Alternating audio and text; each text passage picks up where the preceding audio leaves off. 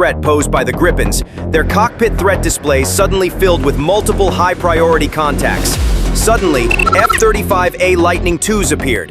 The MiG-31s had fallen into an electronic trap, unable to comprehend what was happening. And soon, the Russian pilots would make the biggest mistake not only of their careers, but also of their country. It all began when 3 Russian MiG-31 Foxhound fighter jets took off rapidly from Chkalovsk Air Base. They immediately climbed to 45,000 feet and began advancing along their route over enemy airspace. Their speed and high-altitude capabilities gave them a sense of invincibility. At the designated point, the MiG-31s entered Estonian airspace, feigning a deliberate navigation error. The pilots felt confident and almost bored in their cockpits. Their transponders were off, their formation was aggressive, and their route was specifically designed to play with NATO's nerves. The Russian pilots were aware that they were being closely monitored. This was no secret. However, their critical mistake was completely misinterpreting the nature and purpose of this surveillance.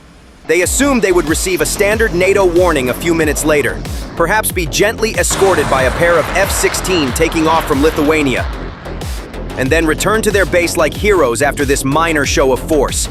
That's why the pilots were flying at 45,000 feet, which is low altitude for a MiG-31, because they wanted to be found by the F-16. The MiG-31's Mach 2.83 speed and 82,000-foot altitude were impossible for the F-16s to reach.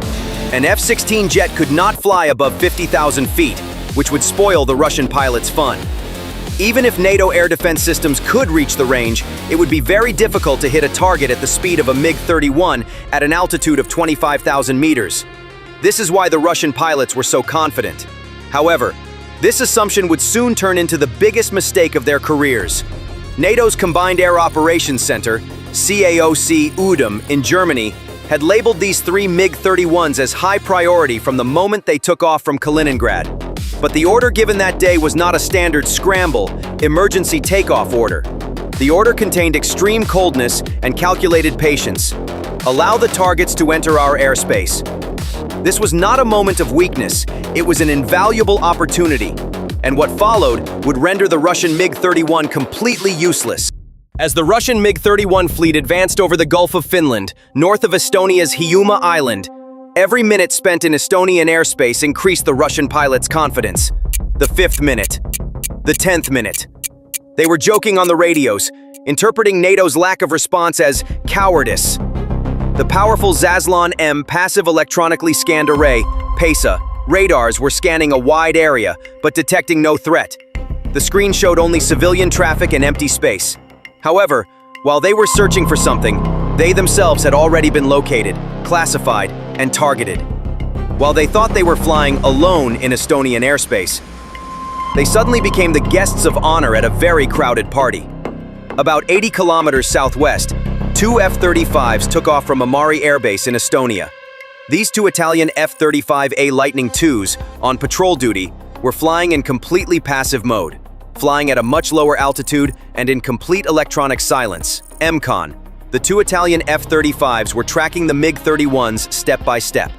The F-35's AN/APG-81 AESA radars, operating in LPI, low probability of intercept mode, which is nearly impossible to detect, recorded every movement, speed, altitude, and engine heat of the MiGs, creating a weapon-quality target file for them. However, the F-35's presence could not be detected by the MiG-31's older generation radar warning receivers, RWR. Therefore, the Russian pilots did not sense any danger. The F-35s were operating like electronic vacuum cleaners. Every electromagnetic signal emitted by the MiG's radars, data links, and communication systems, every frequency hop, every power fluctuation was being sucked up, recorded, and instantly transmitted via AWACS to NATO intelligence centers for analysis. This was an autopsy of the electronic soul of Russia's most important fighter jet, and the other players on the scene had also taken their places. Dozens of kilometers to the west, 2 Swedish-made JAS-39 Gripen E aircraft, fed by the Link 16 data link flowing from the F-35s, were flying on a parallel route with their radars turned off. These were no ordinary Gripens, they were the fleet's top-tier versions. While it had no official nickname in aviation circles, it was an open secret that the Gripen E was designed with a single primary adversary in mind: Advanced Russian fighters and air defense systems. Its Gripen E S-05-A radar, sophisticated electronic warfare EW and jamming suite, and most importantly, its ability to use the sensors of all other friendly elements in a network as if they were its own eyes, made it a true Russian hunter. Its mission was to electronically blind the enemy before seeing it, hunt it down using data from the network, and disappear if necessary. A single-word order came from CAOC UDM for the Gripen fighters: engage! Just as the Russian pilots were thinking, this is too easy, the world in their cockpits suddenly collapsed. First, the screens of the Zaslon M radars filled with meaningless signals, interference, and false targets. For a moment, they thought it was a system malfunction, but then their communication systems also cut out with static. Seconds after the electronic attack, the MiG-31's radar warning receivers began screaming at a previously unheard intensity and power with a radar lock. This was not a malfunction. This was an attack. Within seconds, looking out the cockpit windows, they saw two JAS-39 Gripen E aircraft in climb position, their wingtips loaded with the latest generation Meteor and IRIS-T air-to-air missiles. Both Gripen E aircraft had activated their radars and locked onto all three MiGs simultaneously. Without even establishing visual contact, the Gripen E aircraft had completely crippled the MiG-31 fleet's electronic awareness using their advanced electronic warfare suites. They had left them blind and deaf. By the time the Russian pilots noticed them, the Gripens had already moved into ideal firing positions and released their missile locks. It was a complete tactical surprise.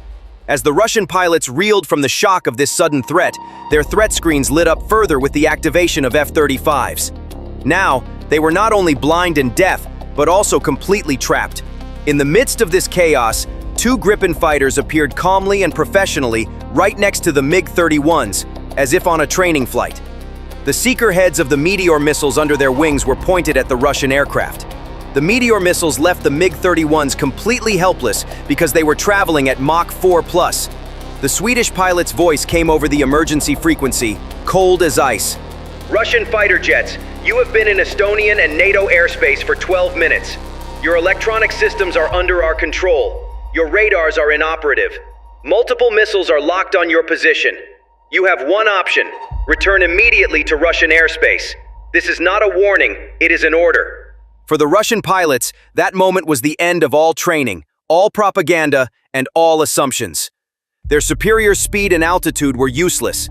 Their powerful radars were no different from piles of metal. Facing them was a force that had already defeated them electronically, trapped them tactically, and now dominated them visually. The leader of the Russian fleet was aware of the tactical disaster he was in. They were outnumbered, technologically inferior, and most importantly, completely unprepared. When they tried to report the situation to their own ground control, the only response they got was the order, "Turn back! Turn back immediately!" Three MiG-31s retreated with a sharp turn, like a flock of birds fleeing a predator. The Gripen fighters did not let them go until they had completely left Estonian airspace.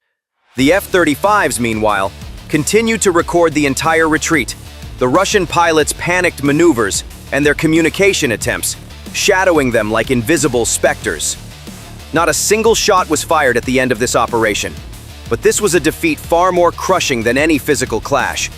NATO had not only protected its airspace, it had also demonstrated, in a 12-minute lesson-worthy display, how helpless one of the most advanced fighter jets could be against a modern, network-centric warfare concept. Russian pilots returned to their bases not only with a mission report, but also with the jarring reality of how far behind their technology and tactics had fallen.